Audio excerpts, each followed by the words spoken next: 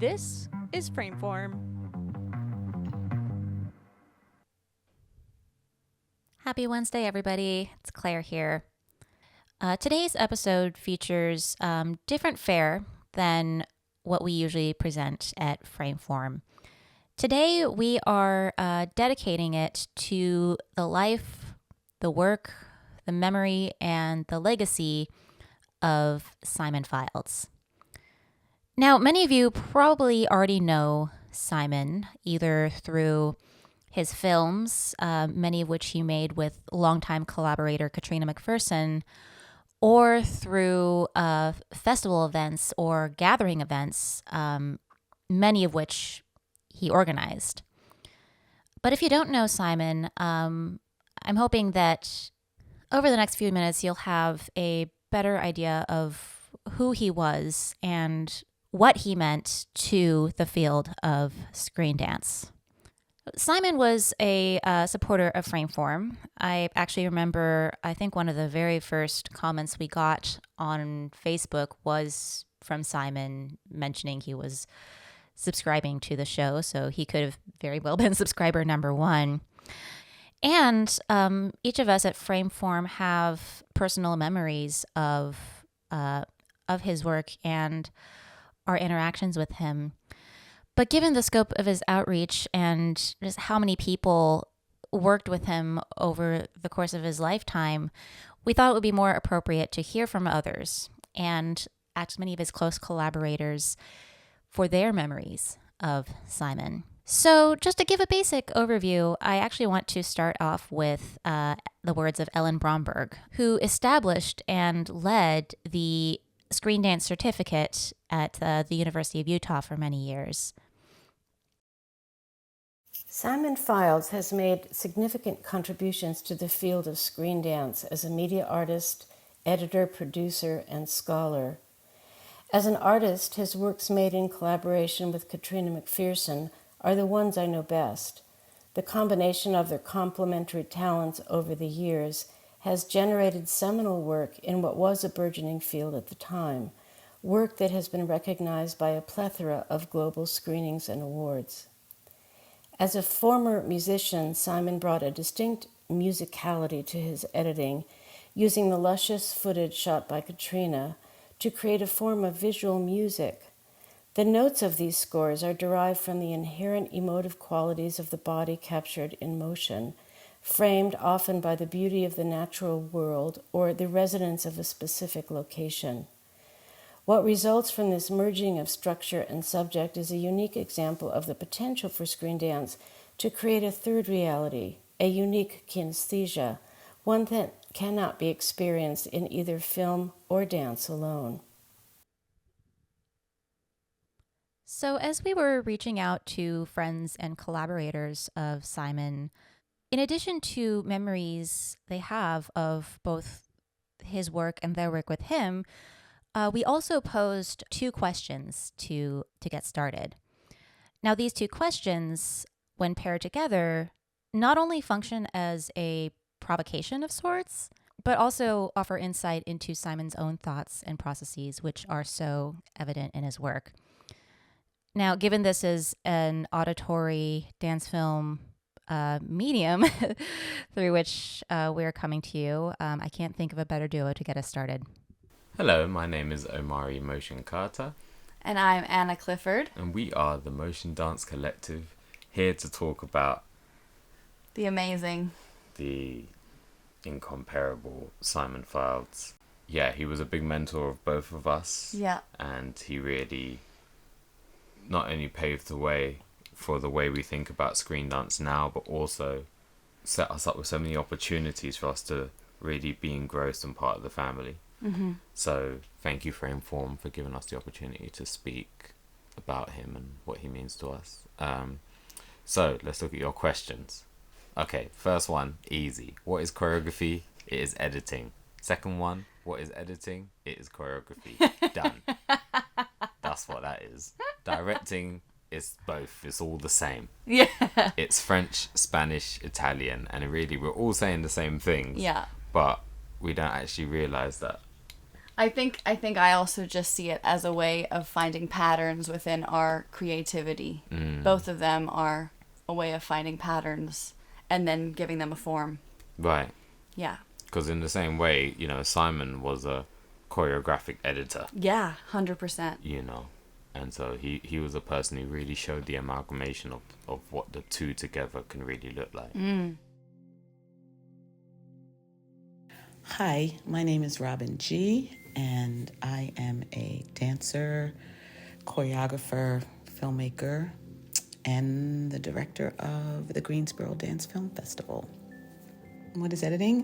When I think about those two questions, I actually think about Simon.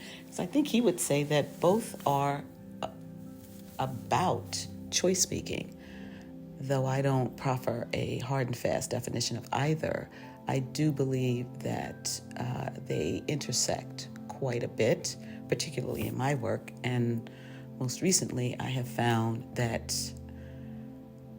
my processes in editing actually have informed my choreographic process and the ways in which I make choices as a choreographer. Things are no longer precious. The way I assemble dances really sort of resemble some of the ways in which I assemble ideas on a timeline now, the ways in which I go into choreographic process and playing is some of the things that I've learned from him in terms of how to play and how to think about editing. Hi, I'm Abby Warlow and I am a director and choreographer. And my name is Lewis Gourlay. I'm an editor and director. I would say choreography is everywhere. It's moving in space. But it's also, as part of my job, it's constructing movement, whether it be for a non-dancer doing domestic movement or a professional dancer mimicking something that I've created. But it can also be within the environment. It can be everywhere. And I think that's partly why I love my job. Editing is about finding a flow and creating atmosphere with video, film, music, sound, bringing it all together. It's quite often problem solving. You don't know what happened on the shoot or in production, but you have everything in front of you. There might be holes in it. You don't know. You just have to bring it to a state that you're happy with and the director's happy with through passes of refinement, from a rough cut to sound mixes to color grade, and you end up with something presentable, hopefully. So my name is Ben Esterbrook, and I am a filmmaker and educator. What is choreography? Well, to me, choreography is a series of stylized movements that has some intention behind them. Perhaps it's set to music or response to like an internal rhythm of the dancer or response to the environment in some way. As for editing, I like to think, I like to paraphrase Eisenstein when I think about editing, because for me it really is about how the collision of two shots creates new meaning, and who does that better really than Simon?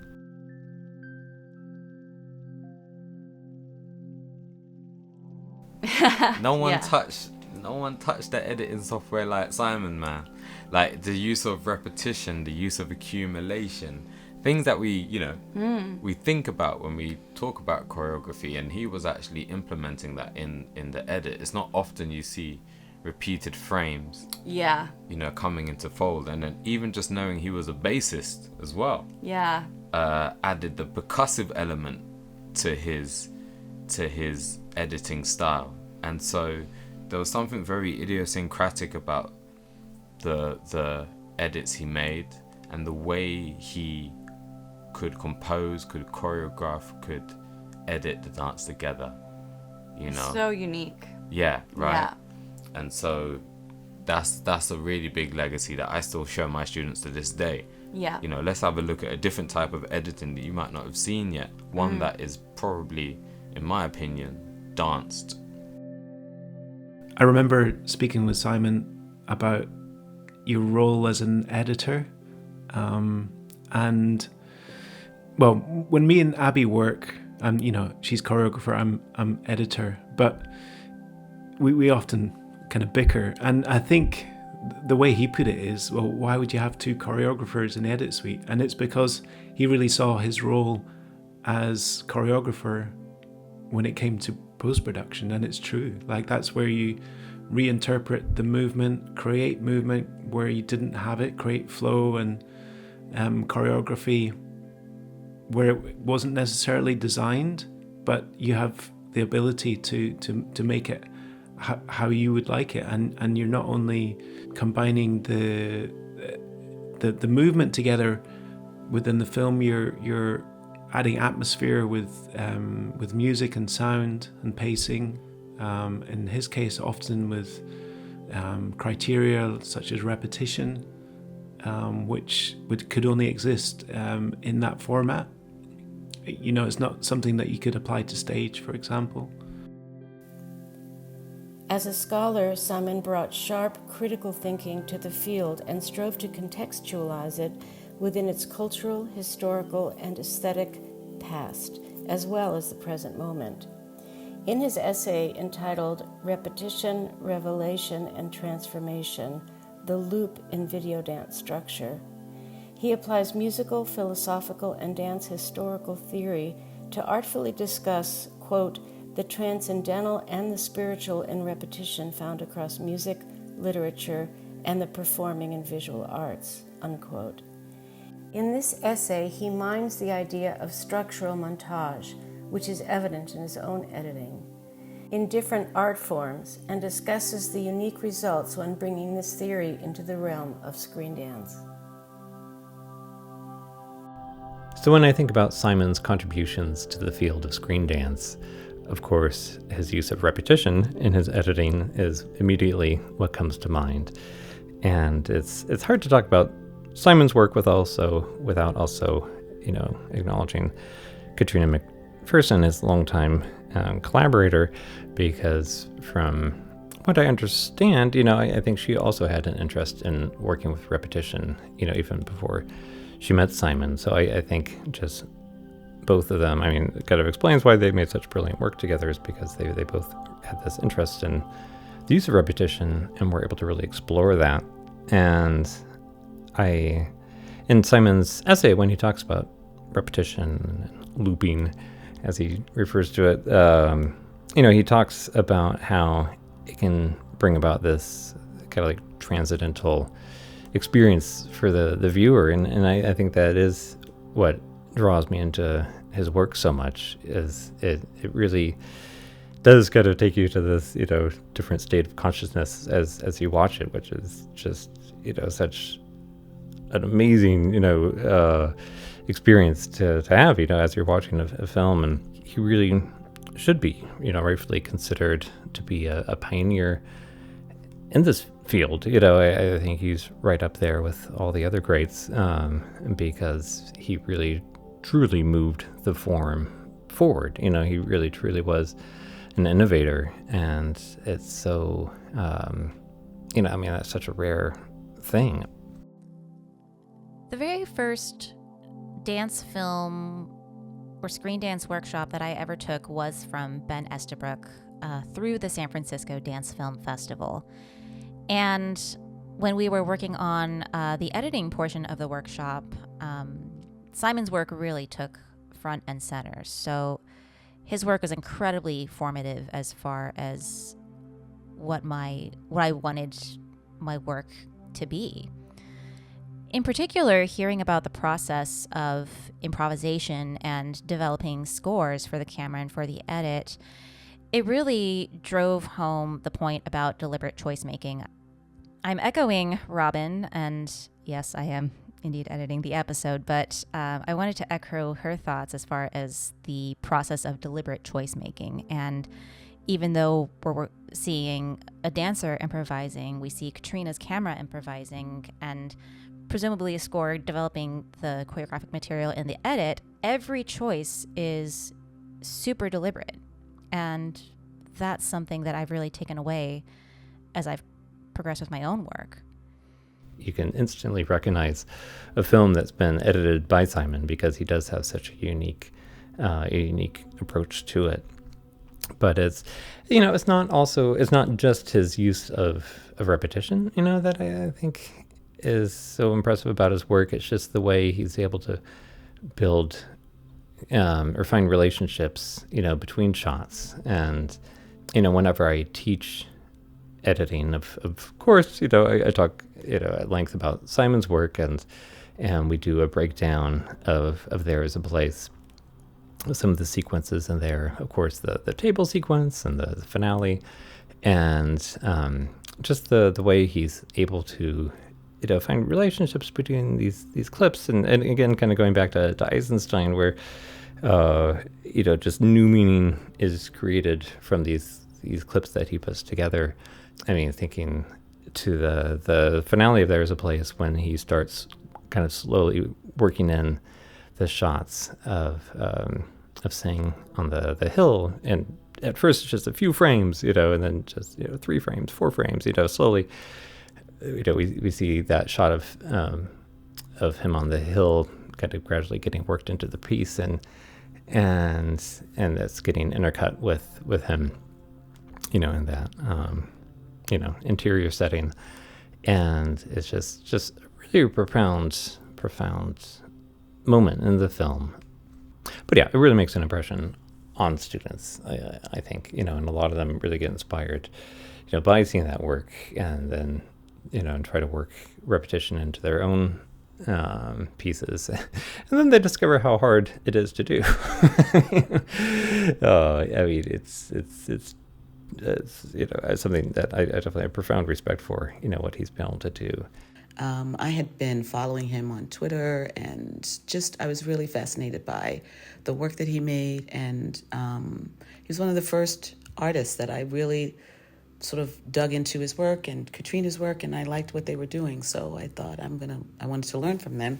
And then he offered this workshop in Perth in Scotland, and I just happened to be in Berlin doing some work, and I signed up for it and got on a plane and went to Scotland.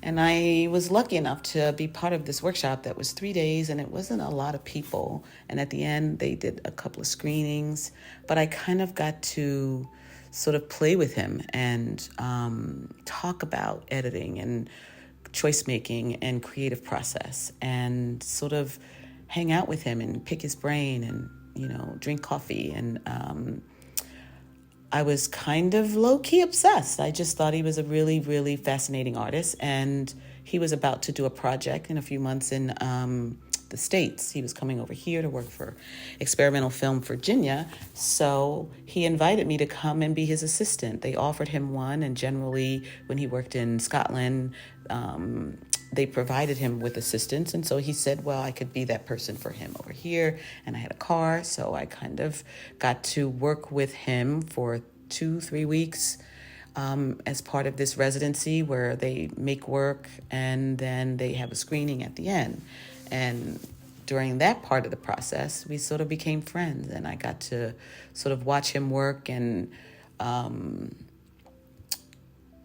share his ideas with students, and then we really, really sort of gelled as friends, and I decided I just wanted to keep contact. So we did a few other workshops together. I came back to Scotland, and we just did a few things, and one of the reasons I was fascinated by him and with him is his willingness to share whatever he had, whatever he knew about this field, his willingness to have a conversation about it. In fact, endless conversations about screen dance, which I was always up for. And finally... So back in the summer of 2012, I was fortunate to be a production assistant on Simon and Katrina McPherson's The Time It Takes. And they shot this out in southwest Scotland. And so, day to day, we'd get around, and it's got a large van we'd all pile into, and Simon would drive us around. And I guess maybe since I was the tallest one and people thought I needed the leg room, I got to sit up front with Simon, which was, quite a treat. So anyhow, so in South US, like many parts of Scotland, it's just these little one-lane roads that you get around. And of course, there's plenty of little blind corners where you can't really see what's coming around the corner.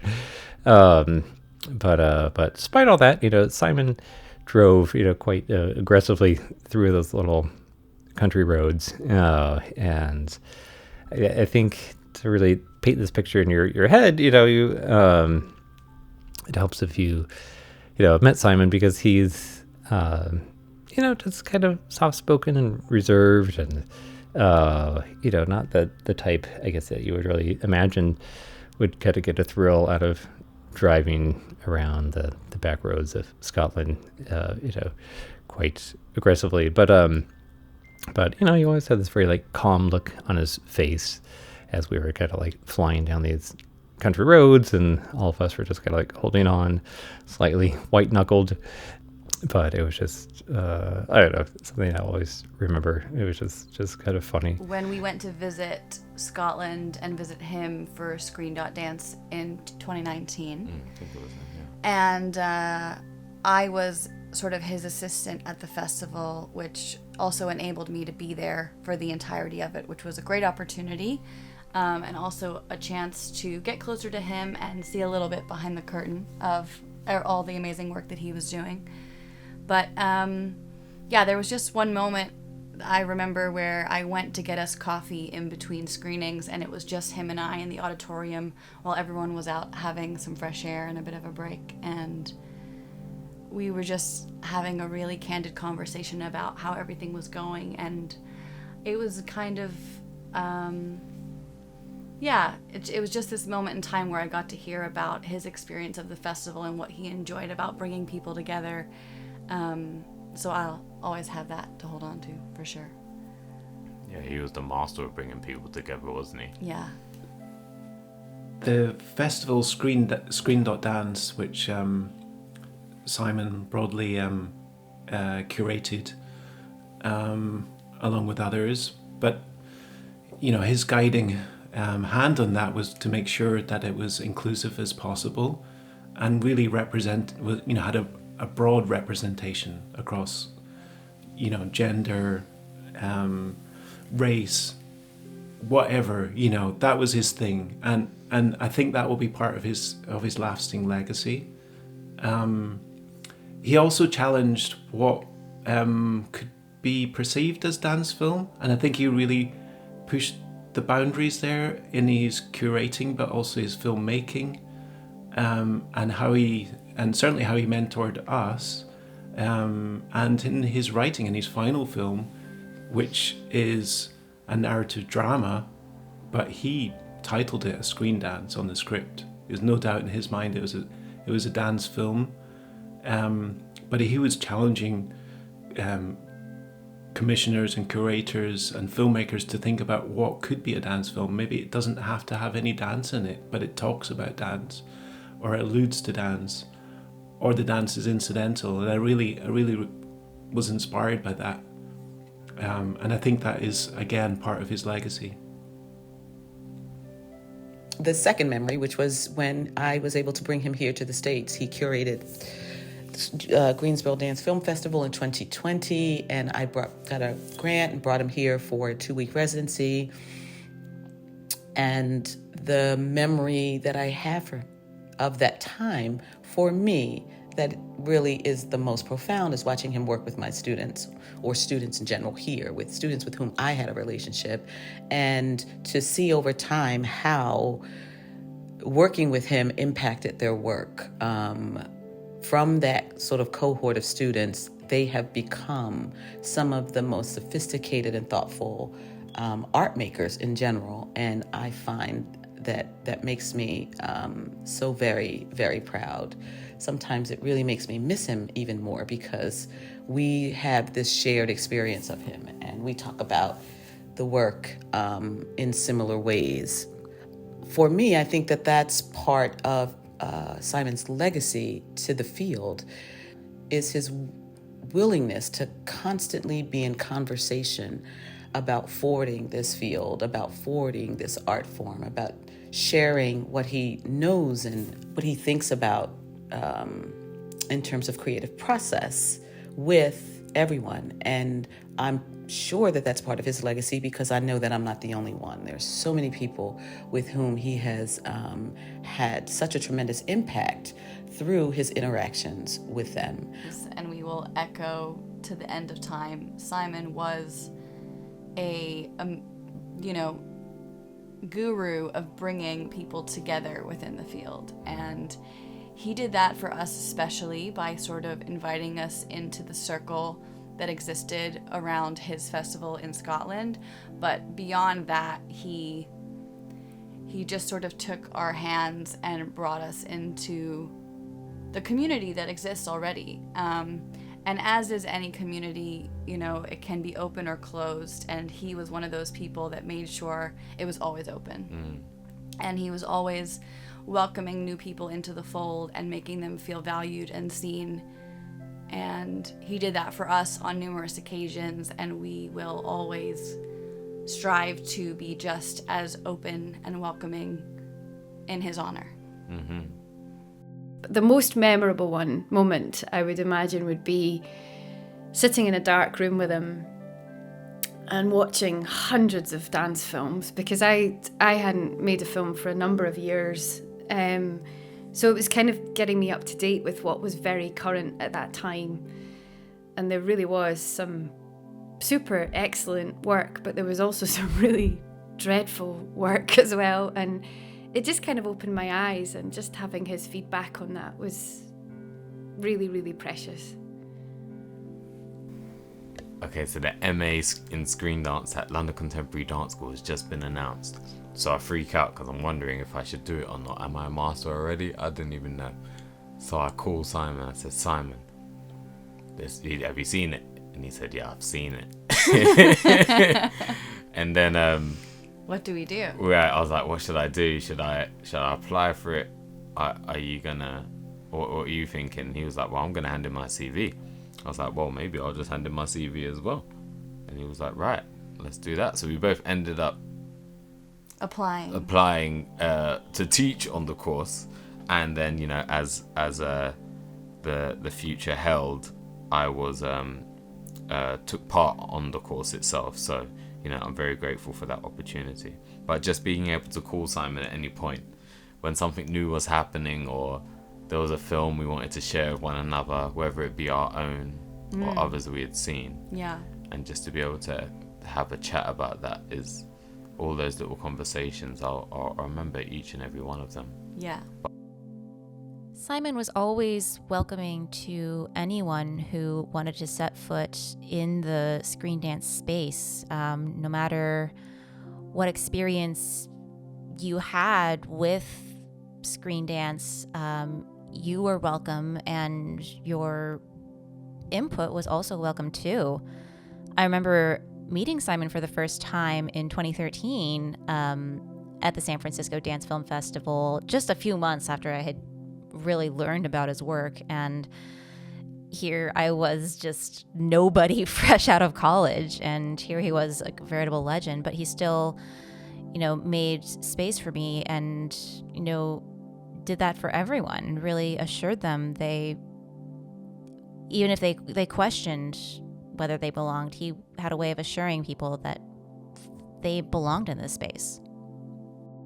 I find it amazing that this person who lived in Scotland was constantly willing to FaceTime with me or talk to me on the phone and share ideas. If I ever had a question, I knew I could always call him or text him or email him, and he was always there. We shared a lot of work. He edited 2 films for me just because when I didn't believe in myself.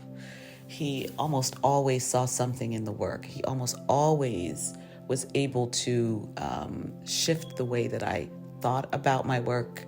And for that, I will be forever grateful. And I mean, personally, I don't enjoy editing as much as I used to, but sometimes I do edit just because there are very few editors I would trust with my footage, but Simon was, of course, absolutely an editor that I would always be thrilled to see what he would come up with, when I gave him something that I shot. And I do wish that we actually were able to collaborate on a film together. The most, I guess, the most memorable moment is also the last moment that we spoke with Simon. He asked us to help make his final film, and as he rapidly got ill, we could tell he was struggling, but he was so articulate in what he wanted and adamant about what he wanted for his film. He was like really tired and on a lot of medication, but he took the time to answer our questions about the film, and we didn't really talk about much else apart from the film. There wasn't much else to talk about, but it was important to him that we understood his sentiment. I guess feeling pressure in a good way to get it right with his film. It was so important to him that it was put across to me, but it was also so important, and is so important, that we made a really good job, and I think we have. His final film is a timeline of it's a road movie, but the timeline is of life, and its ups and downs and whatever it throws at you. And when he wrote it, it was in relation to him and his disability, losing his ability to walk properly, and how you react to that in a positive way, which he did. What it ended up being was also a film that touched on end of life issues as well, and I think that's what he would have wanted you to take away, that you have to, he wants you to keep dancing on the inside, and I think that's applies to dealing with a disability or dealing with a loss. I mean, of course, just a massive loss to the field. It just makes me so sad to think that we'll never see another Simon Fildes film again, because I think hands down, he was the best editor of dance in his generation. I can't really think of anyone that comes close, to the work he's done. So yeah, it feels like there's definitely a hole now in the screen dance world that no one can really fill. Yeah. But he brought enough people into the circle for us to inhabit it and take care of it. Yeah. He curated such a big community of screen dance family members. Internationally too. Right. I mean, what was amazing about him was that obviously he fostered this amazing community in Scotland at Screen.dance, which we got to witness and be a part of, which was, an incredible thing that we will always remain grateful for. But he traveled. But he did that internationally too. Everywhere that he worked and traveled to, he took that spirit with him, and I think inspired people around the world to sort of echo that kind of. And it's, everyone that we are now connected to because of him, is still in our lives now. It's just really remarkable, because all of us, including, those that are in America, in, every part of the world that he has touched, in Canada, it's, Yeah, Brazil, Mexico, Hong Kong. all over the world. We're all going to continue his legacy by not only making work, but being a community to each other. Right. It's very easy to feel isolated in art and in making, and a big part of the way that he connected us was by making us feel like we were not alone. Right. We live on in his legacy, definitely, and he'll rest in high definition. Yes. So thank you, Simon, and we miss you so very much. It's hard to imagine that there is a world in which we live where you're not somewhere laughing or smiling or talking about art.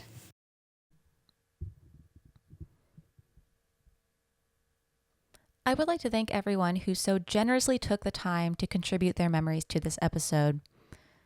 I would especially like to thank Simon's widow, Wynne Potratz, for her support of this episode and her work keeping Simon's legacy alive. His legacy continues to live on, and you can see his influence on so many works of screen dance. And the resources that he made to help connect the greater screen dance community, like the Screen.dance calendar and the Screen.dance alumni network, continue to serve the community, and I believe will continue to serve it for a long time. We would like to close the episode on a lighter note by sharing a resource of Simon's that I certainly continue to use both as a teaching tool and as a curatorial aid. We are sharing it in the show notes, but if you are on the move and you can't read anything right now, we are so thrilled to have our last contributor here to read it for you. Hello, this is Mitchell Rose, Emeritus Professor of Dance Filmmaking at Ohio State University, and now just an independent guy. For a while, Simon and I had some back and forth about the tropes that one commonly sees in dance films. And eventually, he made up a bingo card from those tropes. I'm holding up the bingo card right now. But you can't see it, so I'll just read down the columns. Column 1. Derelict building. Marley dance flooring. Droney industrial soundtrack. Cello music. Nudity. Column 2. Face pressed against wall. Swimming pool, full or empty.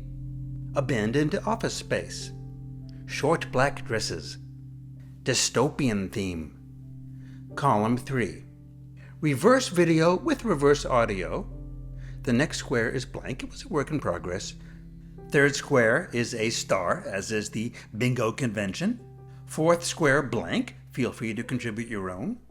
Fifth square, swimwear. Column 4. Ballet tutus/shoes. Black box theater. Whispering. On-screen text explanation. Mainly consists of running. Column 5. Multi-story car park.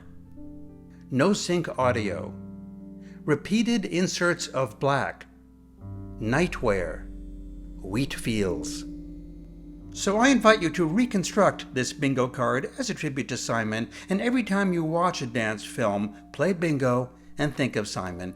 He was a good guy.